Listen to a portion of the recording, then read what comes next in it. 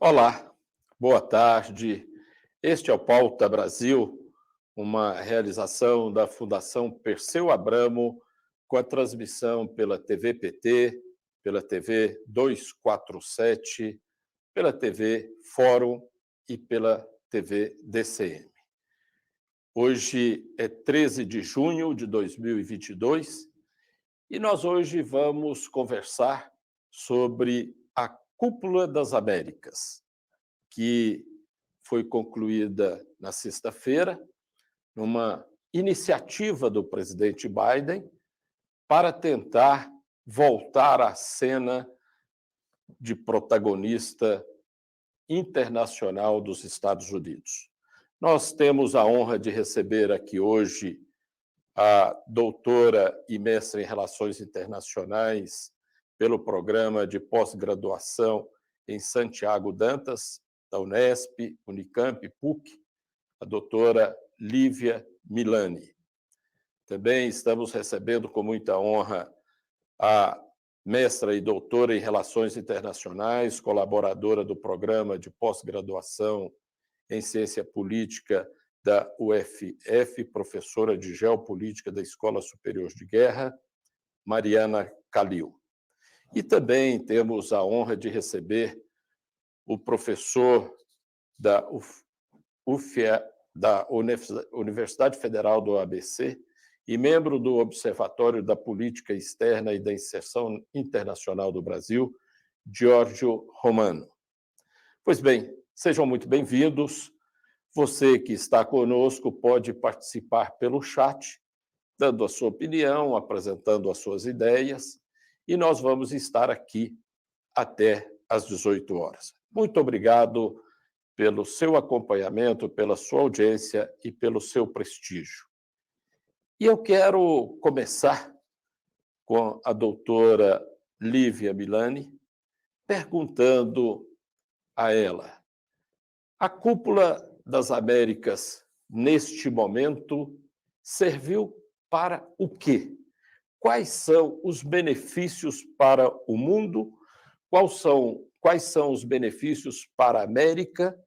O que nós podemos tirar do resultado deste encontro?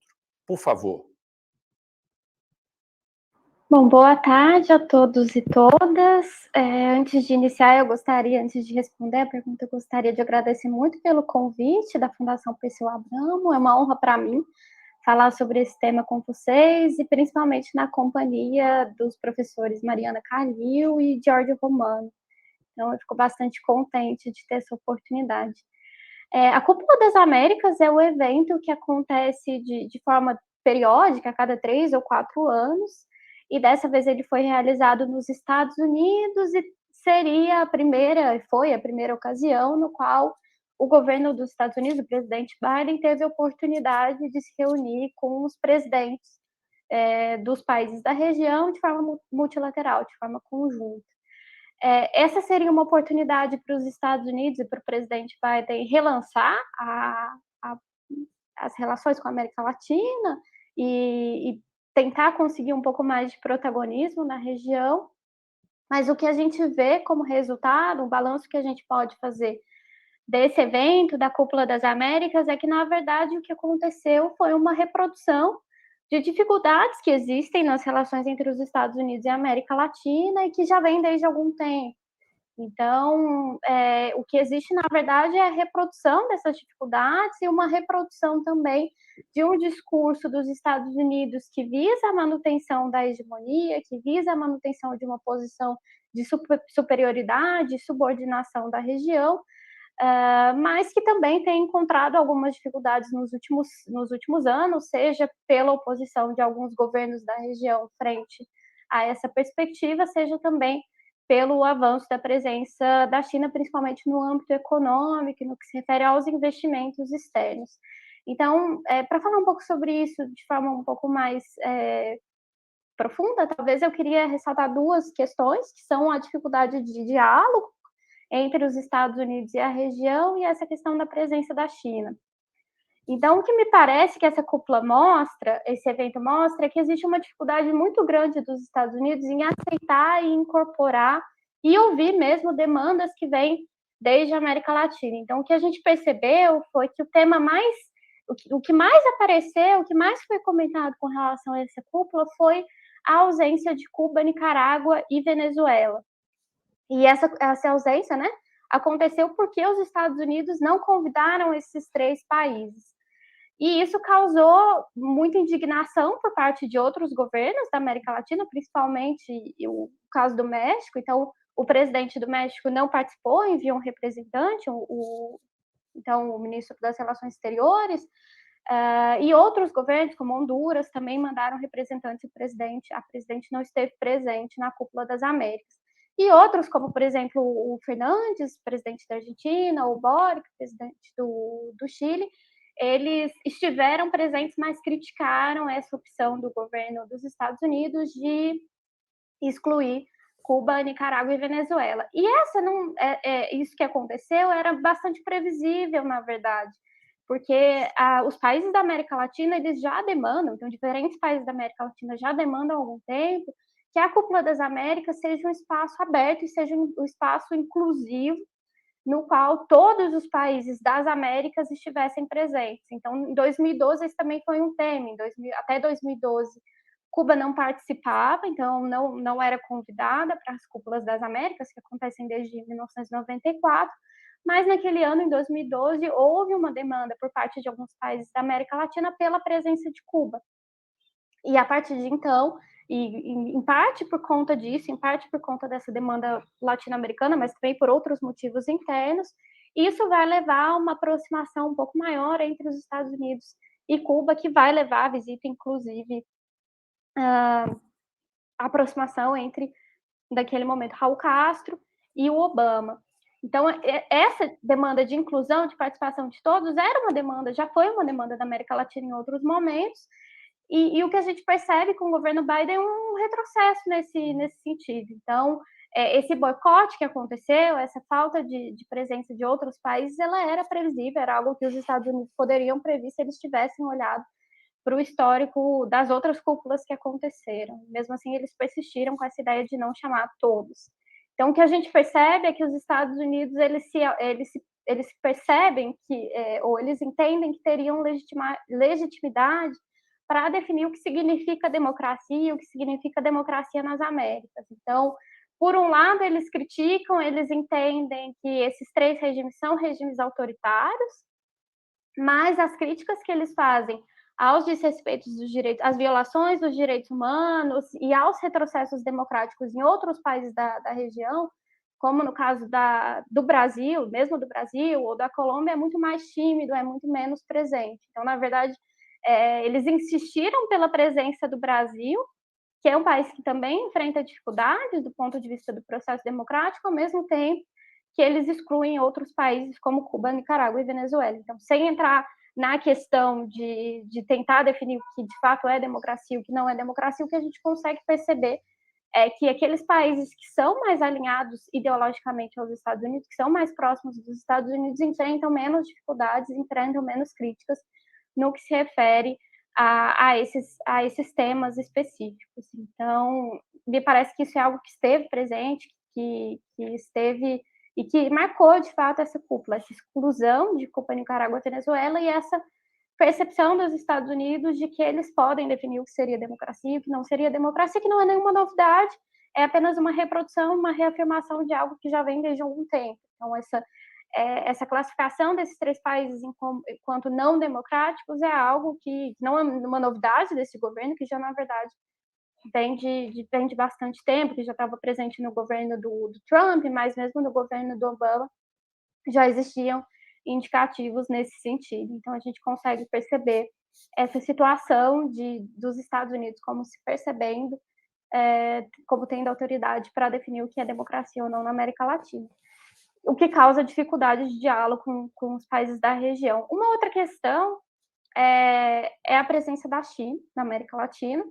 Então, essa é uma questão que também ganha importância, e ela ganha importância, ela aparece principalmente pelo anúncio do governo Biden de uma nova iniciativa para a região, que seria a parceria, que é denominada pelo Biden como parceria para a prosperidade econômica para as Américas. Isso também não é nenhuma grande novidade, a gente já vê desde algum tempo, desde os últimos anos, a criação de iniciativas e de slogans próprios para pensar em novas formas dos Estados Unidos investirem mais na região, principalmente do ponto de vista econômico dos investimentos, mas também no que se refere ao aumento do comércio, por exemplo, e existiram algumas iniciativas desse ponto de vista nos últimos anos, mas que são tímidas e que ainda não levaram a resultados concretos. Então, durante o governo Trump, houve a criação do programa que se chamava América Cresce.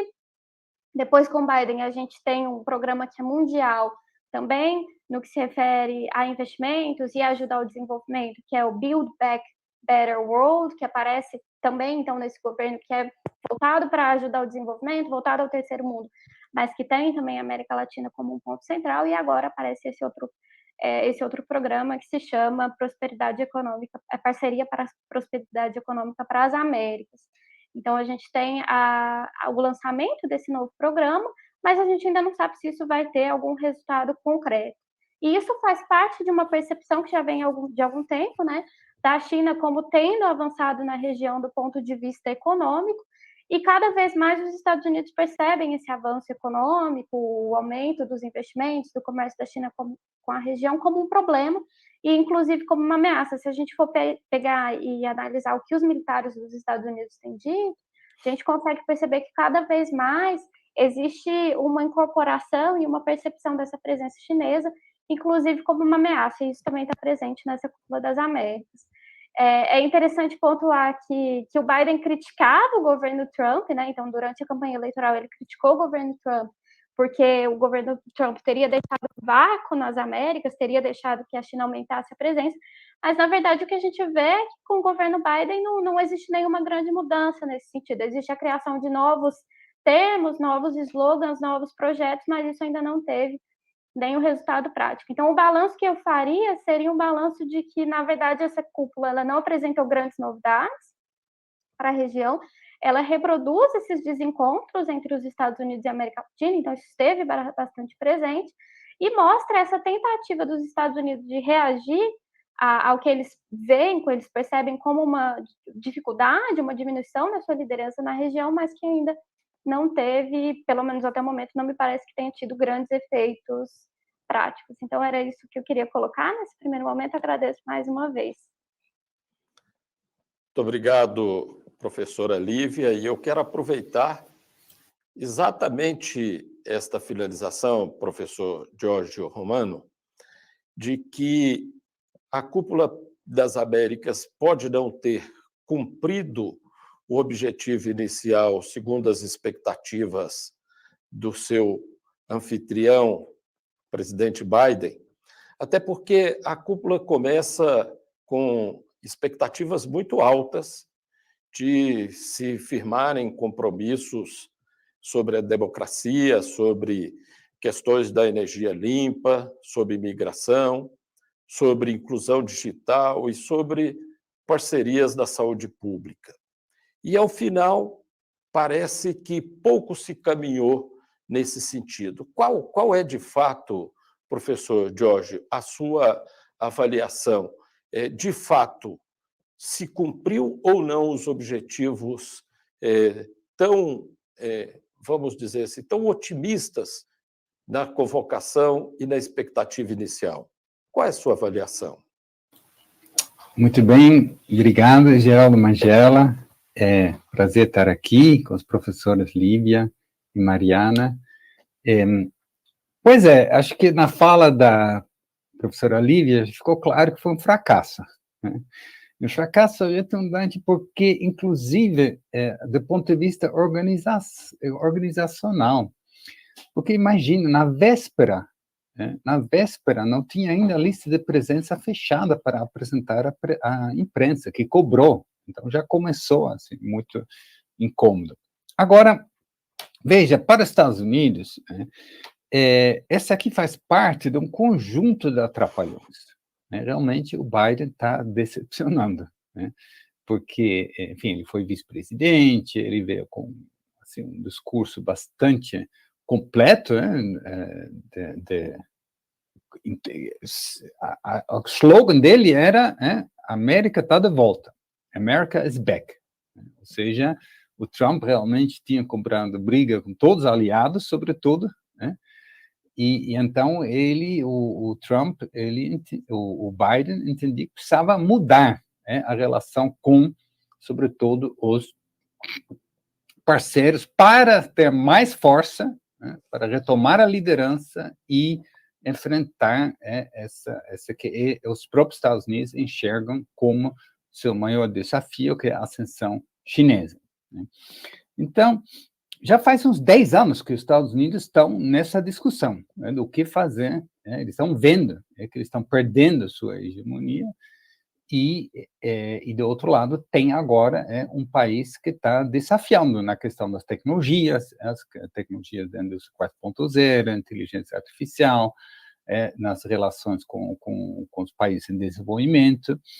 E aí Obama começou a colocar isso na agenda, mas não avançou muito. O Trump tentou várias coisas, mas muito atrapalhado. E o Biden, então, seria a resposta, com início, meio e fim, com um grande projeto para returbinar a economia interna, rejuvenescimento do capitalismo americano, para começar, e logo desde já, primeiras coisas que ele fez era reatar as relações com a Europa, com a OTAN, com a União Europeia. Lembra que o Biden, o Trump nem queria saber da OTAN. E também com os países asiáticos. Acontece que há muita desconfiança no mundo com relação aos Estados Unidos. Qual exatamente a intenção? Porque, primeiro, fica muito claro que não há nada certo que essa nova, se houver mesmo, uma nova orientação, menos agressiva, talvez, mas, na verdade, aparece agora, claro, que é mais agressiva. Mas o Trump está lá, com grande possibilidade de ganhar as eleições em novembro, e isso foi, inclusive, estava muito presente na cúpula, a ideia que os Estados Unidos estão preocupados, não estão preocupados com a América Latina, estão preocupados muito com o Biden, no caso, o Biden, com sua eleição. Sua eleição não, mas a eleição para o Congresso, que deve garantir a maioria, que vai ser muito difícil em novembro, essa é grande. E essa cúpula, justamente, ela acontece numa semana que a imprensa toda estava lidando com outra coisa. É que essa semana, uma semana passada, começaram as audiências públicas no Congresso sobre a invasão no Capitólio. Então, tudo estava voltado para os problemas da democracia dos Estados Unidos. Aí vem Biden falar dos problemas da democracia na América Latina, e ainda por cima, mandando um emissário para trazer para a cúpula justamente o cara que também, mais ou menos, podemos dizer, estava contente com a invasão do Capitólio e anunciou que ele pretende fazer coisas similares aqui no Brasil. Então, em todos os pontos de vista, como essa cúpula foi muito atrapalhada, mas está dentro do contexto que mostra a enorme dificuldade dos Estados Unidos de realmente se recolocar como líder no mundo, como o Biden tinha anunciado quando ele falou que os Estados Unidos estão de volta. Por exemplo, a saída de Afeganistão, em agosto do ano passado, Cabul, isso causou muita revolta na Europa, porque a invasão no Afeganistão 20 anos atrás começou com uma operação da OTAN. Começou como operação das Nações Unidas. Logo, os países europeus foram chamados para estarem juntos. E na hora de sair, eles ficaram pegos de calça curta. Eles estavam totalmente despreparados. Sem os caças americanos, não tem como ficar. Então, criou muito mal-estar na Europa, então, é a mesma coisa que Trump, se falava. Inclusive, tem ministro de defesa que caiu por causa disso na Inglaterra. Aí, no final do ano passado, o Biden chamou uma conferência internacional muito bizarro, era online, mas, mesmo assim, totalmente bizarro, onde ele convidou as democracias num evento contra as autocracias. O Trump não falava nesses termos. O Trump falava em guerra comercial, né? O Trump tinha outras preocupações, né? Mas o Biden, ele realmente coloca a Guerra Fria de volta em termos ideológicos. O Trump falava da China, como tem empresas estatais, tem transferência tecnológica forçada, tem subsídios, tudo isso. Mas o Biden, ele pega na questão ideológica. Então, essa ideia de você dividir o mundo, ele, Estados Unidos, se achar no direito de dividir o mundo entre quem é democracia e quem é autocracia, e aí convidando os chamados... Foi também um evento fracassado, né? Então, essa cúpula, de certa forma, reproduziu essa ideia. Onde os Estados Unidos cederam o direito, de como foi bem explicado pela professora Lívia, de não convidar 3 países por achar que não seriam democráticos, né? Justo numa semana que mostrou todas as dificuldades internas da democracia dos Estados Unidos.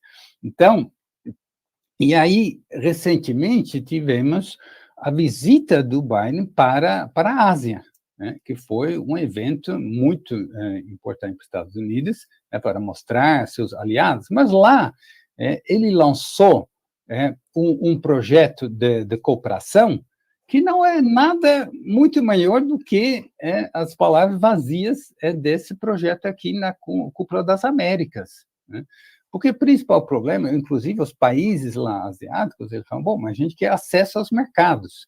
Os Estados Unidos falam, não, mas aí depende do Congresso, eu não vou conseguir apoio do Congresso. Então, lançou também, com um título muito bonito, um projeto de cooperação novo, mas da mesma forma como a professora Olivia explicou, que aqui nas Américas, também o que saiu da cúpula é muito vazio, a reprodução de coisas que já existem, ou que, enfim, que não vão fazer a grande diferença, né?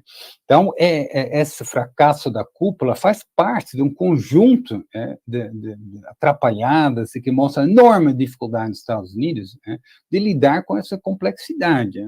No fundo, a única coisa que ultimamente deu um pouco dá um alívio para o Biden foi justamente a invasão na Ucrânia. Porque isso deu para ele a capacidade de reorganizar a OTAN, de enquadrar os aliados europeus, de mostrar que não consegue fazer na Europa sem a presença dos Estados Unidos.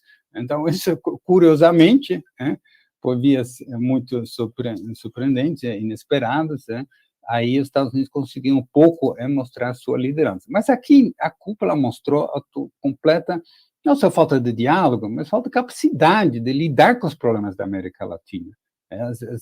Quando os Estados Unidos vão para a América Latina, querem falar da China. Aí quando a China vem, ele nunca fala dos Estados Unidos, falando de desenvolvimento. Então, quando tiver essa relação, aí os Estados Unidos vão perdendo, né? E a outra questão é migração, que, no fundo, até mais que a questão da China, nesse momento específico, na frente das eleições de novembro, com isso vou concluir, o que preocupa muito Biden é a questão da migração. Porque nas pesquisas ele está mal, mas se você vai especificar, na questão de migração, ele está muito mal. Por quê? Porque o mercado de trabalho nos Estados Unidos está bombando. Ele colocou 2 trilhões de dólares na economia. Por isso que, inclusive, tem essa inflação, antes da guerra na Ucrânia. Ou seja, o mercado de trabalho nos Estados Unidos está muito aquecido, né? Falta mão de obra, né? Então, isso estimula, isso de um lado, do outro lado, a miséria, na América Central, sobretudo. Então, você junta as duas coisas, você tem um aumento dos fluxos migratórios, né? E o Biden não sabe lidar com isso. Não sabe lidar com isso, e isso gera muitos problemas. E para lidar com isso na cúpula, teria que ter o presidente do México, teria que ter o presidente de Honduras, teria que ter o presidente de El Salvador, ninguém estava. Então, isso também é o principal ponto de discussão, né? Que, do ponto de vista deles, deveriam saber, não conseguiram tratar disso e lançar esse projeto, enfim, anunciando algumas coisas, mas nada de substantivo, porque para a América Latina o problema é desenvolvimento. Não, a China não é nem a migração é consequência, falta de oportunidades de desenvolvimento. Então, com isso, jogo a bola para a professora Mariana. Obrigado. Quero agradecer ao professor Jorge Romano e pelas exposições aqui feitas até este momento. Parece que está muito claro que a Cúpula das Américas não serviu aos povos dos países das Américas de forma alguma e parece que também não serviu ao objetivo central que o presidente norte-americano desejava, que era retomar o protagonismo na política da região. Até pela ausência do presidente mexicano e os combates sobre esse tema no plenário, demonstra que a cúpula parece ter sido concluída com menor importância do que quando foi iniciada. Mas eu quero passar para a professora Mariana Calil perguntando sobre o Brasil. O Brasil virou o bolo da cereja do presidente Biden para esta Copa, porque com a ausência do presidente mexicano e com as contestações ali colocadas, parecia que o Brasil, a presença do Brasil seria muito importante pela sua importância política, pela sua importância econômica, e o presidente Bolsonaro fez o que nós esperávamos que o presidente Bolsonaro faria, um papelão. O que nós podemos dizer para o povo brasileiro? Para que serviu essa Cúpula das Américas para o povo brasileiro? Para que serviu essa Cúpula das Américas para o Brasil? O Brasil que, em outros momentos, já teve um papel preponderante, de fundamental importância nestas reuniões de presidentes destes países. Então, eu pergunto, professora Mariana, a que serviu ao Brasil, ao povo brasileiro, esta cúpula neste momento? Por favor. Obrigada, Magela. Boa tarde a todos e a todas. Queria cumprimentar meus colegas Lívia e Giorgio. E, em primeiro lugar, eu queria falar que eu não falo por nenhuma instituição a qual eu esteja afiliada. Bom, o que falar sobre o Brasil e a Cúpula das Américas? É importante entender que o Brasil já teve um papel de maior protagonismo na Cúpula das Américas, como falava o Magela. Então, a gente pode lembrar lá do início do século XXI, no Brasil, propondo a Alca Light, por exemplo, né? Uma alternativa para a Alca, proposta pelos Estados Unidos, então pegando aí um protagonismo maior em relação ao que os demais países da América Latina poderiam oferecer, da América Latina e do Caribe, né? Então, o Brasil já teve um protagonismo maior, mas a Cúpula das Américas ela sempre foi confusa. Desde 94, as ausências de Cuba até 2015, né, eram sentidas, havia aí questões importantes de divergências entre os países da América Latina e do Caribe e os Estados Unidos, não só a ALCA. Em 2005, a ALCA foi enterrada em Mar del Plata, mas o Brasil tinha seu protagonismo, foi ganhando protagonismo ao longo do tempo, né? E aí a gente veio para essa cúpula com expectativas, porque, bom, a gente tem os Estados Unidos enfraquecidos na região e a gente tem a China ganhando protagonismo, mas o protagonismo da China não é o mesmo protagonismo que os Estados Unidos têm na região, né? Os Estados Unidos projetam liderança na região, uma liderança que a China não projeta. A China projeta uma relação de parceria para o desenvolvimento, enfim, parcerias para que a gente reconheça a China e não Taiwan. Então, tem objetivos muito claros, me parece, a China, né? Bom, e aí que os Estados Unidos vieram com uma impressão de que poderiam dar soluções a problemas latino-americanos e caribenhos no que diz respeito ao desenvolvimento, que aí mataria dois coelhos com uma cajadada só, né? Então, eles gerariam prosperidade na América Latina e no Caribe, sobretudo na América Central, gerariam oportunidades, diminuiriam a violência, e aí, com acordos a respeito da governança democrática, diminuiriam a corrupção, e aí conseguiriam diminuir a migração, que é o grande tema para os americanos, né? Mas outras propostas foram feitas. Foram feitas propostas, por exemplo, de treinamento, de capacitação de profissionais de saúde para promover resiliência nos sistemas de saúde na América Latina. E aí é que eu venho com a minha crítica, porque os Estados Unidos não são exatamente os grandes bastiões da saúde pública no mundo, né? Pelo contrário, o Brasil tem uma grande experiência em saúde pública. E, nesse sentido, a gente poderia ter feito uma parceria com os próprios Estados Unidos para a gente oferecer esse tipo de cooperação para o desenvolvimento. A gente tomar esse protagonismo para si, né? A gente ocupar esse espaço de protagonismo na América Latina e no Caribe. Eu acredito que a gente tenha perdido uma oportunidade nessa Cúpula das Américas ao aceitar que o protagonismo americano seria exercido em detrimento de um protagonismo chinês, sem colocar os nossos interesses e as nossas capacidades muito claramente à mesa. A gente poderia ter cooperado, portanto, com os americanos numa América para os americanos, mas não só para os norte-americanos e estadunidenses, numa América também para os brasileiros. Nas Américas também para os brasileiros. Então, a gente teve iniciativas, por exemplo, de fortalecimento de bancos regionais e bancos nacionais para o desenvolvimento. E o BNDES não se incluiu nessa iniciativa. A gente poderia ter incluído o BNDES, a gente incluiu na IRSA, por exemplo, fomento do BNDES para o desenvolvimento de infraestrutura crítica na América do Sul.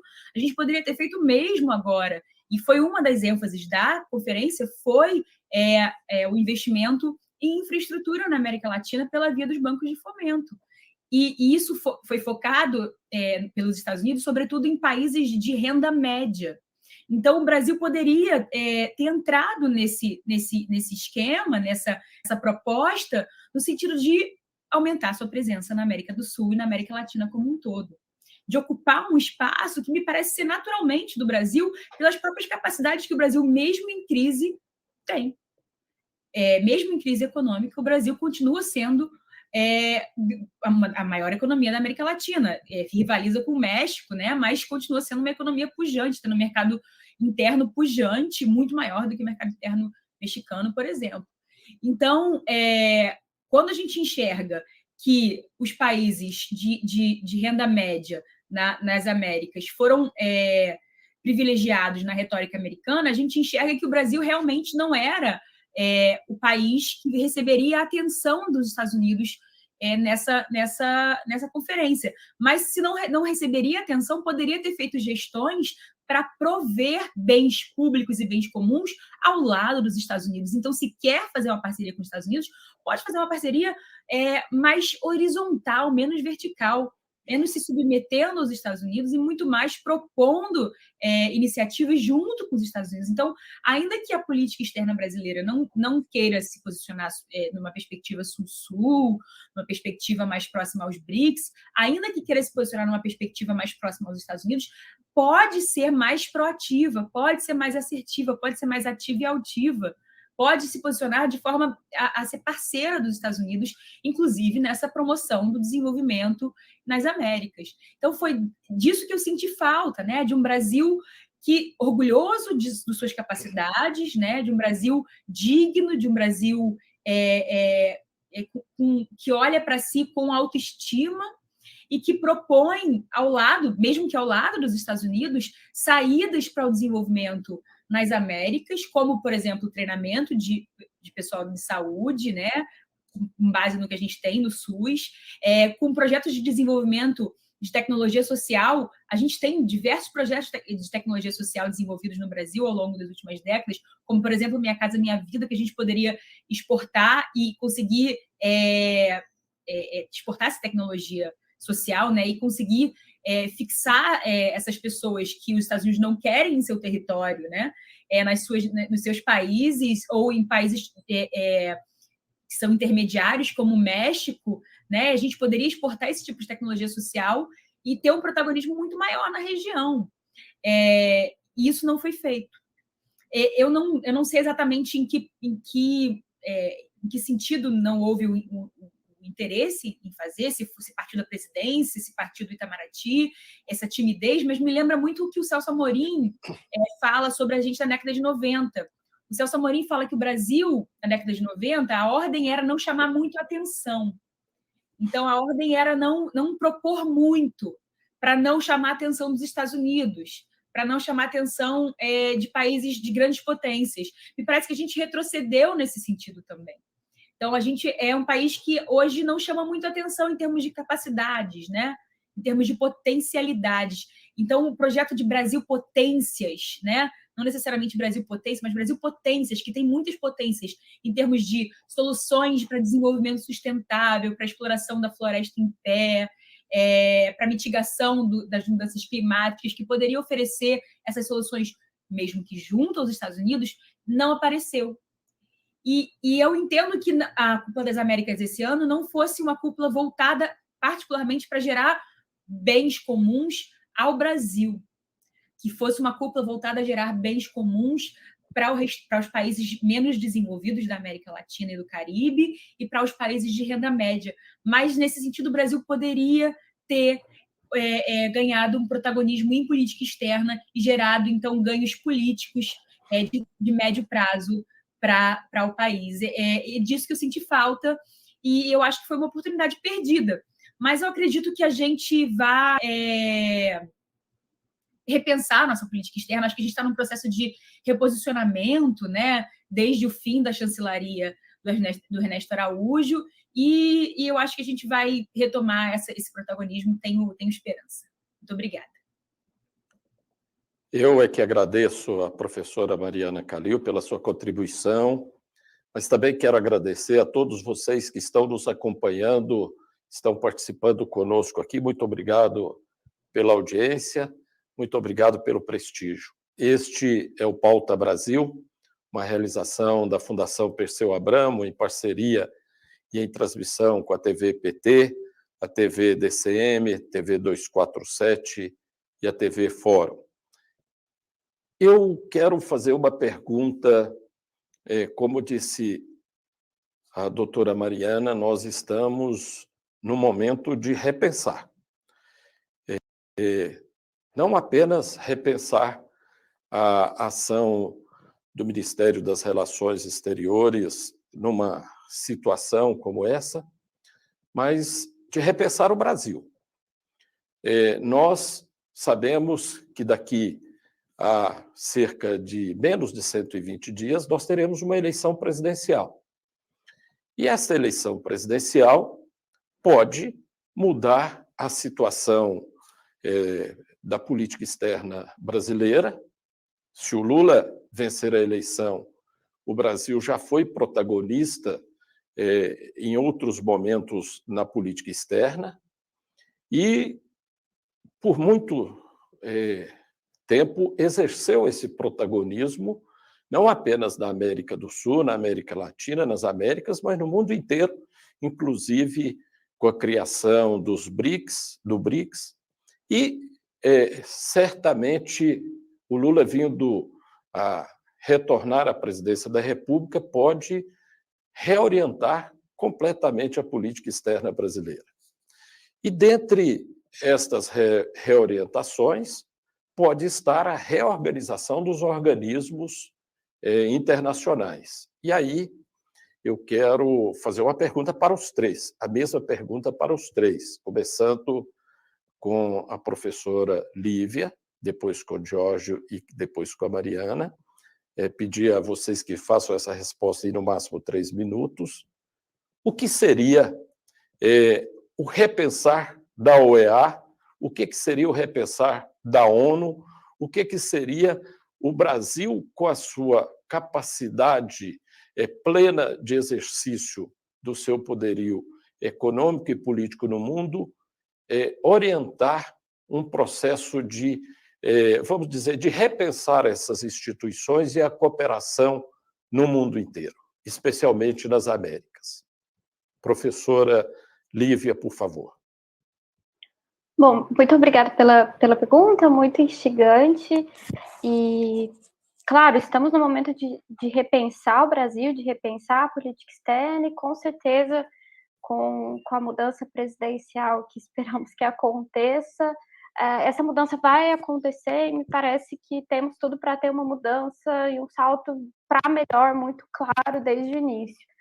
O que eu colocaria em primeiro lugar é que a ordem internacional, o momento que nós vivemos hoje é diferente do momento que se vivia no começo dos anos 2000. Então, se hoje nós temos uma retórica de Guerra Fria, como o professor George colocou, achei bastante interessante esse retorno, inclusive, de uma divisão do mundo em termos ideológicos, agora pensando em democracias e autocracias, isso existe agora, mas isso não estava colocado, pelo menos nesses termos e nessa intensidade, no início dos anos 2000.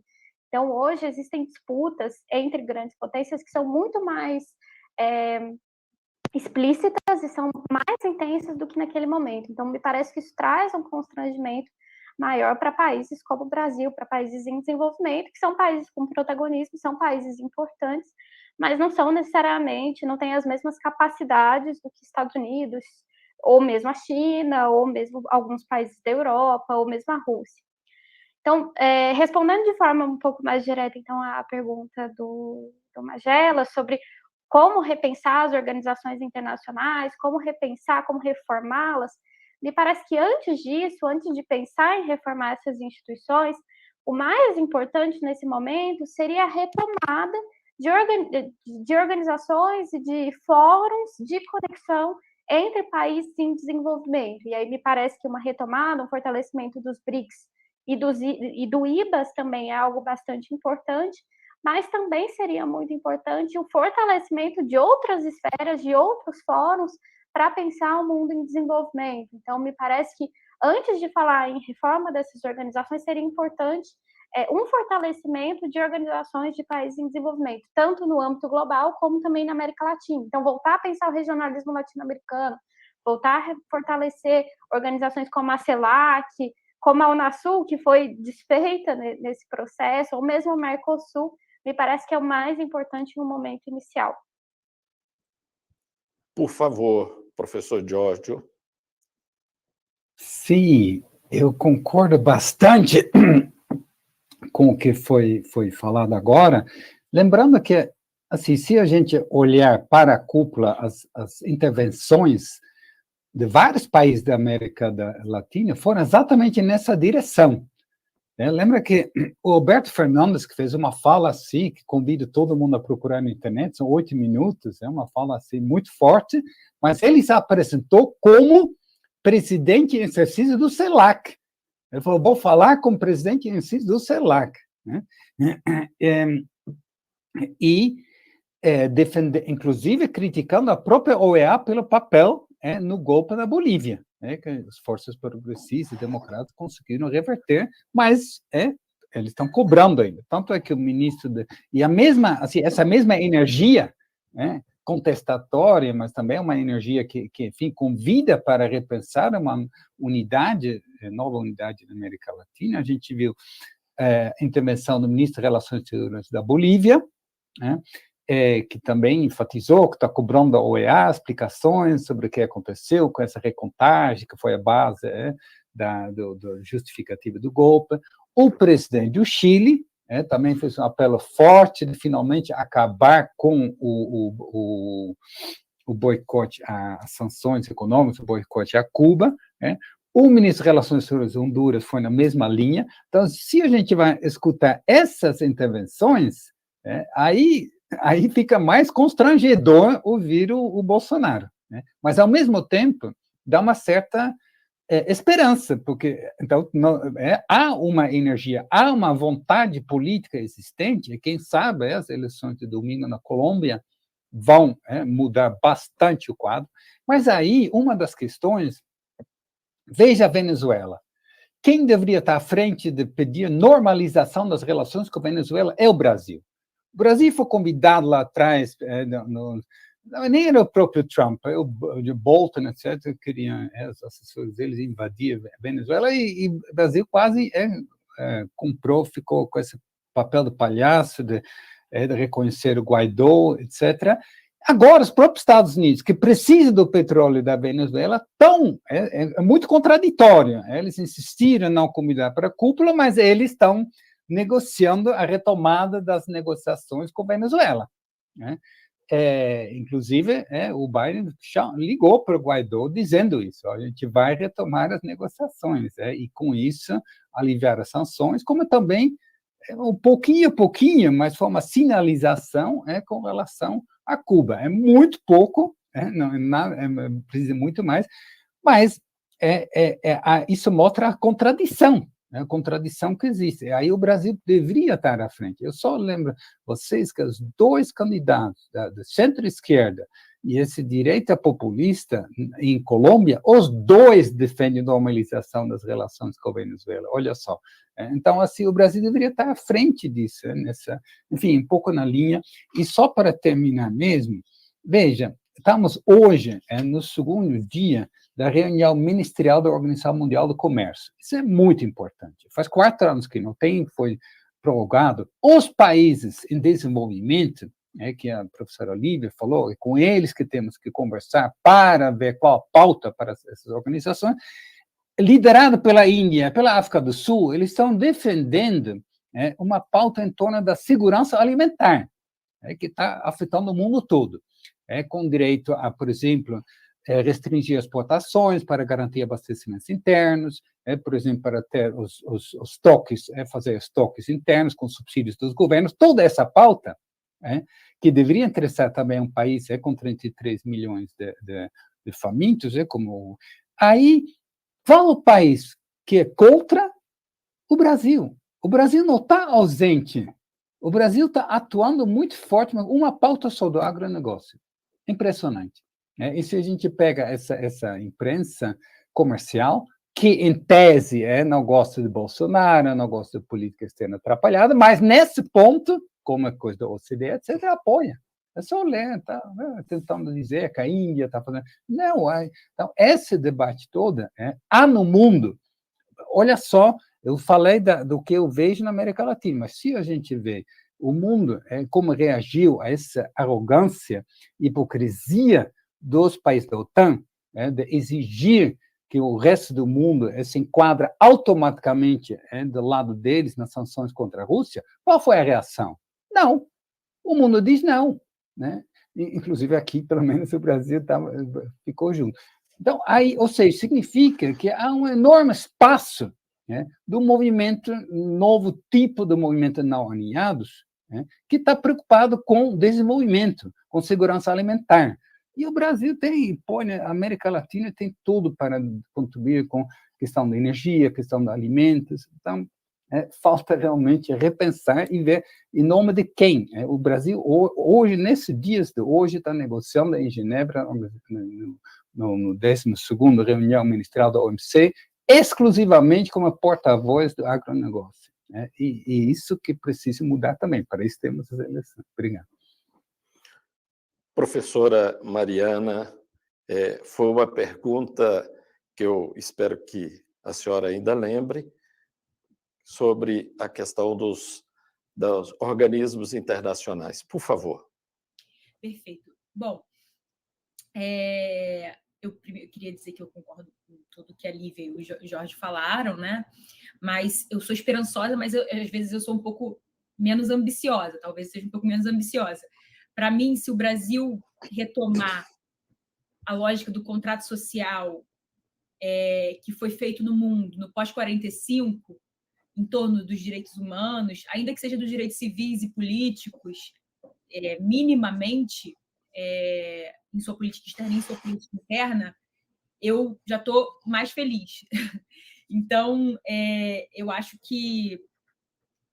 Porque eu não acredito que o Brasil consiga se projetar no mundo sem fazer isso internamente, sem retomar o seu contrato social, que é baseado na Constituição de 88, que é uma Constituição liberal e de bem-estar social também, Se o Brasil não retomar suas credenciais internas, o Brasil não vai conseguir se posicionar de uma maneira ativa e altiva, de uma forma reformista no sistema internacional.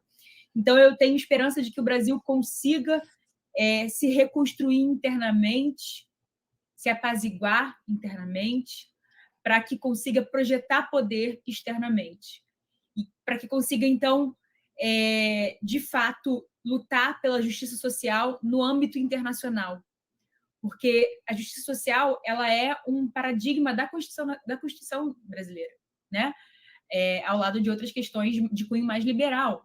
Mas se o Brasil não fizer retomar esse acordo, esse contrato que fez consigo mesmo em 88, vai ter muita dificuldade de projetar esse tipo de poder no sistema internacional. Mas eu acredito que com uma mudança, né, nas eleições, a gente vai ter esse reencontro do Brasil consigo mesmo.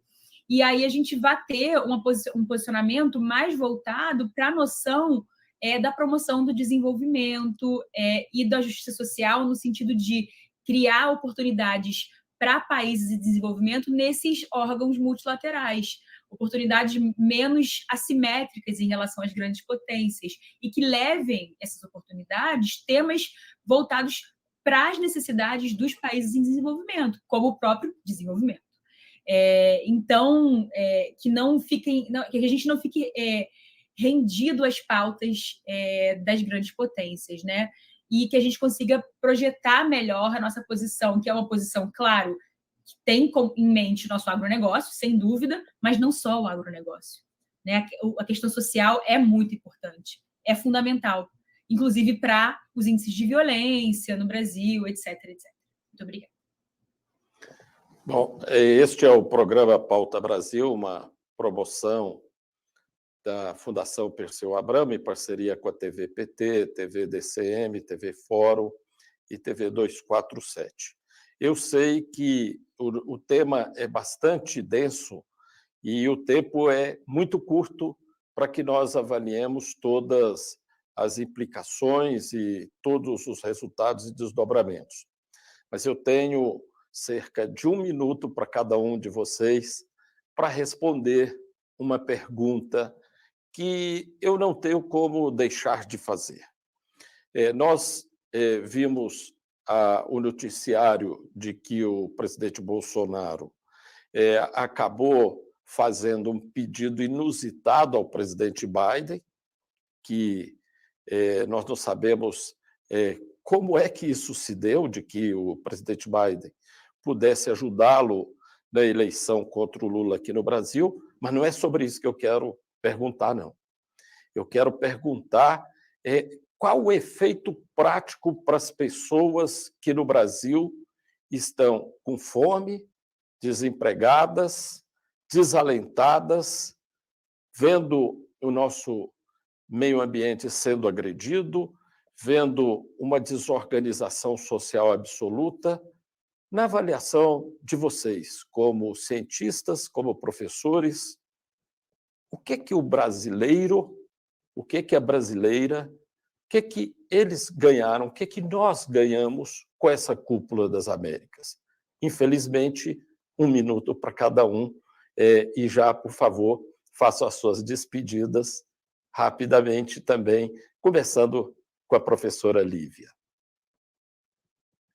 Bom, sobre essa questão do pedido inusitado do Bolsonaro, me parece que o mais interessante é o fato de que ele foi vazado. Ele foi vazado com pouco tempo. Então, se a gente sabe disso agora, é porque provavelmente a Casa Branca teve interesse de que isso aparecesse nas manchetes. Então, isso já é algo positivo. Então, é algo que poderia ficar reservado, é algo que poderia ficar como uma informação secreta, e isso foi noticiado. Então, é interessante pautar isso. E aí, o que o Brasil ganha com a Cúpula das Américas, com a presença do governo brasileiro na Cúpula das Américas? É bastante interessante que hoje grande parte das demandas dos Estados Unidos tem a ver com alguns pontos que são, pelo menos do ponto de vista da narrativa, são também de interesse para o Brasil e para os brasileiros. Então, hoje, talvez as duas principais questões do relacionamento bilateral Brasil-Estados Unidos é o tema do meio ambiente e é o tema também da democracia, da própria democracia. Então, com relação ao meio ambiente, a proteção do meio ambiente, essa é uma demanda dos Estados Unidos, então isso poderia ser um ganho. Não sei se é um ganho, me parece que isso fica muito mais na narrativa do que tem algum tipo de efeito prático, mas existe essa demanda dos Estados Unidos pela proteção do meio ambiente. E, por outro lado, na questão da democracia, as declarações que aconteceram foram muito ambíguas. Então, existe uma demanda dos Estados Unidos pelo respeito das eleições e uma fala de que há confiança nas instituições brasileiras e nas eleições que vão acontecer, mas, ao mesmo tempo, o Bolsonaro ele retoma o discurso que ele já vinha fazendo, no sentido de que ele vai aceitar o resultado das eleições desde que sejam eleições auditáveis, nas palavras dele, que é um código para dizer que, enfim, não confia no TSE, não confia na urna eletrônica. Então, é muito ambíguo que ele diga isso dessa forma e que isso passe quase como se fosse despercebido na relação ou na conversa, na reunião bilateral que ele teve com o governo Biden. Então, talvez seja um pouco isso que eu teria para contribuir agora. Muito obrigado, professora Lívia. Com a palavra, professor Giorgio. A pergunta que você fez é muito difícil. Mesmo se tivesse um governo Lula, sempre é difícil dizer o que o brasileiro comum ganha com isso que está desempregado. Sempre é um processo todo. Mas eu acho que a professora Lívia colocou uma questão que acho que vale a pena, porque o fato, aí é um pouco a distância, não é um mérito do Bolsonaro, mas acontece que o Brasil ficou negativamente na foto. Por mais que, enfim, ele tentou aproveitar, mas na mídia, eu estava acompanhando um pouco como a mídia internacional estava repercutindo, a presença dele suscitou um movimento de protesto, com cartazes todos em Los Angeles, e, enfim, demonstrações de descontento, e querendo ou não, exatamente o que foi falado, o principal conflito hoje político interno nos Estados Unidos para o Biden rumo às eleições do Congresso é a questão da invasão do Capitólio. Eles querem capitalizar isso. Isso está na agenda hoje. E isso faz com que a questão de respeitar eleições, isso está muito forte. Então, a gente pode e vai aproveitar disso. Não porque os Estados Unidos tão bonzinhos ou querem mais o Lula ou que isso, não, é por uma questão absolutamente interna deles, a questão principal que resta ao Biden para atacar os republicanos rumo às eleições de novembro deles, é jogar pesado nessa questão das eleições. Então, ele não pode conviver minimamente com alguém que publicamente está do outro lado, como no caso do Bolsonaro. Então, nesse sentido, a projeção, quando aparece Bolsonaro, aparece imediatamente toda essa carga de críticas, atenção sobre o processo eleitoral no Brasil, e isso é a nosso favor. Então, é um pouco uma resposta, enfim, não direta, mas acaba. Eu acho que a gente acaba aproveitando um pouco na mesma linha, mais do que a questão ambiental, que é sempre mais complexa, mas a questão da democracia para nós é muito importante. As eleições estão lá, e a única forma do Bolsonaro enfim, reagir é melando as eleições e questionando o processo democrático. Então, é uma questão central para o povo brasileiro. Muito obrigado, professor Giorgio. Com a palavra, a professora doutora Mariana Calil. Bom, tem algumas coisas que me preocupam em relação à Cúpula das Américas que foram trazidas pelos Estados Unidos, como a questão da corrupção, que a gente sabe que é com frequência instrumentalizada pelos americanos para desestabilizar governos democraticamente eleitos no mundo inteiro, né? Então, isso me preocupa, acho que impacta diretamente a vida das pessoas, como impactou em 2016. Isso me preocupa. A questão da democracia e do interesse deles em legitimar eleições democráticas me anima. E a questão do meio ambiente, no momento, me anima, a democracia me anima no sentido de, talvez, os Estados Unidos se posicionarem no sentido de corroborar eleições limpas e livres no Brasil, em outubro. E a questão do meio ambiente, que a Lívia e o Jorge citaram, foi extremamente importante ser trazida pelos Estados Unidos na cúpula, especialmente diante da situação do Dom e do Bruno, né? Que trouxe pressão para que o governo agisse mais rapidamente, mas com maior celeridade, e a Polícia Federal parece que está reagindo a isso. Então, eu acho que, nesse sentido, a gente pode ter impactos diretos para a nossa população. Muito obrigada. Bom, infelizmente, o nosso tempo, como eu disse, é muito curto para um tema e um assunto de tamanha importância e com convidados da competência e capacidade para abordar como são os nossos. Então, eu quero fazer aqui um agradecimento à professora Lívia Milani, ao professor Giorgio Romano, à professora Mariana Calil e a todos vocês que estiveram nos acompanhando, nos prestigiando até agora, e agradecer aos nossos parceiros, a Fundação Perseu Abramo, a TVPT, TV DCM, a TV Fórum e a TV 247. Muito obrigado pela audiência e um grande abraço e uma boa noite. Abraço, obrigado pela condução do trabalho. Boa noite, muito obrigada. Boa noite, muito obrigada.